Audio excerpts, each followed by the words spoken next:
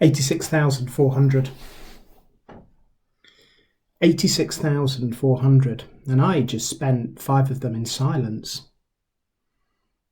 You know as well as I do that 86,400 is an important number because it is the number of seconds in any given 24-hour period. And they tick, don't they? They tick every second. It's just constant.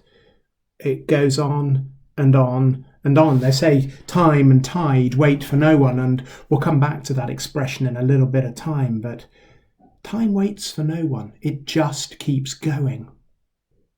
Time is a future thing that never is held on to in the present, and then before you know it becomes the past. And the moment that it's a past event, it's history, and therefore it becomes a memory, and sometimes we capture it in photos or videos. I mean, the amount of times that I spend with my children, watching them do something engaging, and the first thing that I think of doing is taking out my phone to video it. And I suppose the point of that is that whilst, yes, I should absolutely put my phone down and engage with them in that present moment before it becomes history. But what I'm trying to do with my phone in recording it is I'm trying to save the present as it becomes history so that I can relook at history in the present. It's my best effort at revisiting, and that's what we do with photographs.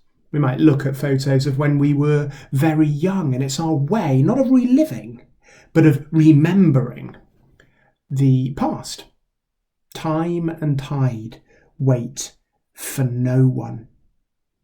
Civilizations come and go. It would be very easy for us to look at the major civilizations in the world today and think that they will be the major civilizations and empires, or whatever you want to call them, the superpowers of the next 100 years. But the truth is, history tells us no. History reminds us that the ancient Egyptians or the Greeks or the Romans and the various empires that have gone on over the last thousands of years, they come and they go. Time and tide wait for no one, always changing. I look forward to the day that my children will have children, and I hope I'm around to see my grandchildren, but I can guarantee you that when my grandchildren have grandchildren, I will be but a memory. Of course, they'll have clips of me in a way that my grandparents, I don't have any video evidence of my grandparents. And my grandfather, Thomas Buckler, was born, amazingly, in 1897. 1897, that's my dad's dad. My goodness me. And I don't have a few photos, very few of when he was, let's say, under the age of 18. I think I might have one of him then. But photos, and certainly no videos, that sort of evidence of existence is a new idea and a new thing. Time and tide wait for no one. Well, actually, that expression, time and tide wait for no one, that I hope that you will have heard of, is a very ancient quote. It's initially credited to a saint, Saint Maher, and the date that St. Maher is supposed to have said it was around about 1225. And I'm going to put up the Old English on the screen now, and I'm not going to try and say it, but I will read to you what it actually says. It goes like this. The tide abides for, tarrieth for, no man. It stays for no man. Tide nor time tarrieth no man. Basically what it's saying is time and tide wait for no one. This idea of tide waiting for no one probably will remind many of us of the king whose name was King Canute. And King Canute was a king in England and Denmark and Norway. He came to the throne of England in around about the year 1016 in the wake of centuries of Viking activity in northwestern Europe. King Canute demonstrated to his courtiers the limits of a king's power. by failing to make the sea obey his commandment. And the pictures that are put up now are of him sitting there on his throne telling the sea to stop. And I suppose he had this grandiose idea that because of his power and majesty as a king, that he could tell the sea to stop. Well, I mean, he must have known that he couldn't, but it's a nice story. That literal interpretation of tide in time and tide is what is now usually understood. But it wasn't what was meant in the original version of the expression. Tide didn't refer to the contemporary meaning of the word, that is, the rising and falling of the sea. But tide originally referred to a period of time. When this phrase was coined, tide meant a season or a time or a while.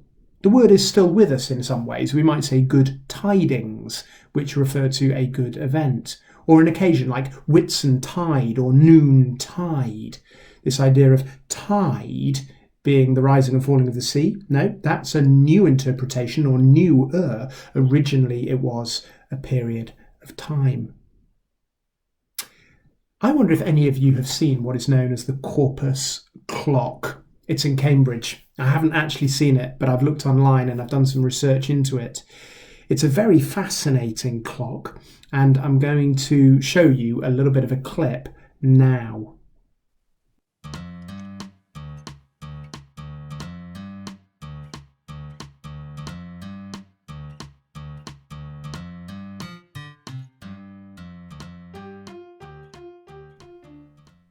So this clock, known as the Corpus clock, is also known as the chronophage, which literally means time eater. It's a very expensive clock. It cost something like £1 million to make. And it was made by a chap called John Taylor. And it's fascinating in so many ways. You've got that locust, if you like, or grasshopper at the top, and at the end of every minute, all of the seconds that are lit up in these LED lights, because you'll have seen 3 layers of lighting. You've got the hour, the minute, and the second, and these seconds seem to be eaten up by this grasshopper-like locust thing. And at the end of each minute, it's almost as if the grasshopper locust thing shuts its mouth and eats that minute. And every now and again, you can see in its eyes a blink that is almost interpreted as a blink of satisfaction.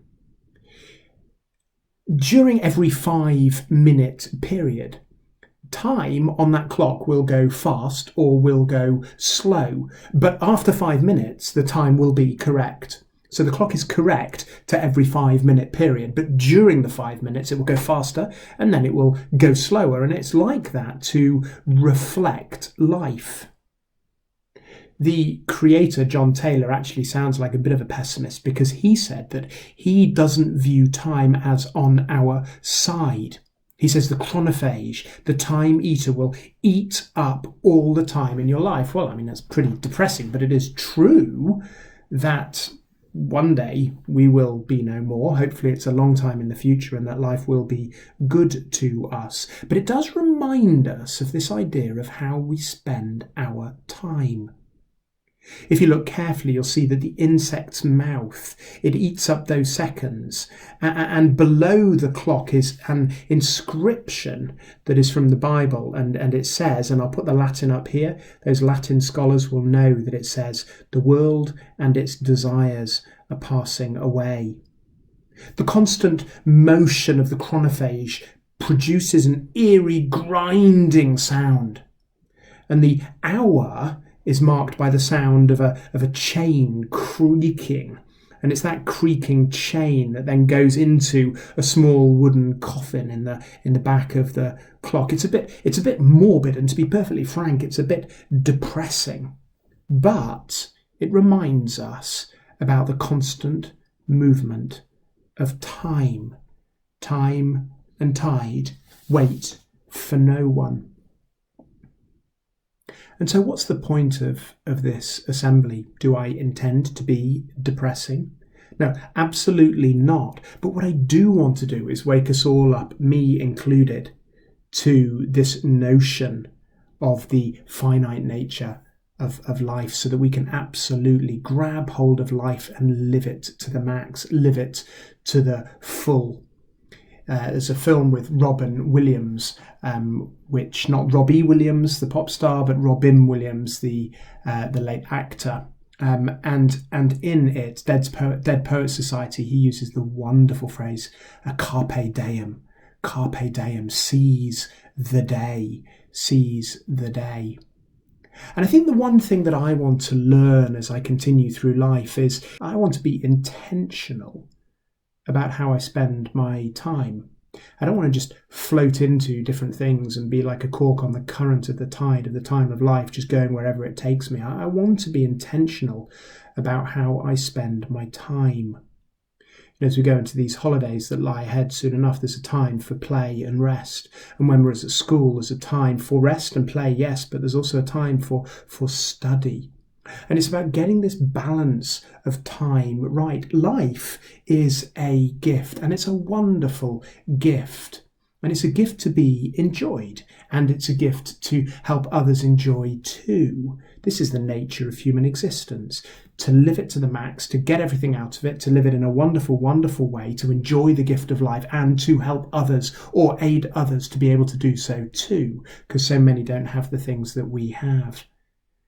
As we go into our summer holidays and we think about the nature of time and the fact that time will never be returned to us, therefore we've got to take each minute that we can and live it as best we can. We're going to fail in this all the time. We're going to be lazy and we're going to have bad days. But as long as we can continue to try our very best to make the most of the time that is given to us, I think we're on the right lines. In the Judaic Holy Scriptures, there is a book called Ecclesiastes. It's shared by Christianity. And it's a famous passage, and it's about time, and I want to close by reading some of it to you. It says, "For everything there is a season, and a time for every matter under the sun. A time to be born and a time to die. A time to plant and a time to pluck up what is planted. A time to kill and a time to heal, a time to break down and a time to build up, a time to weep and a time to laugh, a time to mourn and a time to dance, a time to throw away stones and a time to gather stones back together, a time to embrace and a time to refrain from embracing, a time to seek and a time to lose, a time to keep and a time to throw away, a time to tear and a time to sow, a time to keep silent, and a time to speak." I hope and pray that your summer time is purposeful. I hope that you really, really enjoy it.